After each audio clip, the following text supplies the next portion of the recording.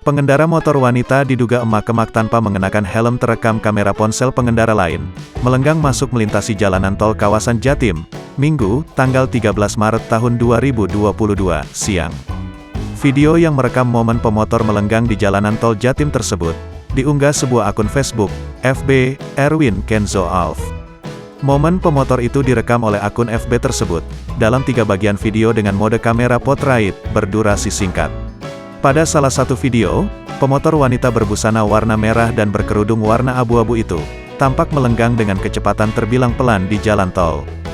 Dalam sebuah rekaman video berdurasi kurang dari 1 menit itu, tampak si pemotor melenggang di ruas tol menggunakan lajur jalan paling kiri.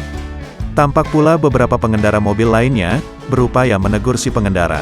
Bahkan pada video yang lain, pemotor tersebut tampak diberhentikan oleh seorang petugas penjaga tol berpakaian rompi warna kuning.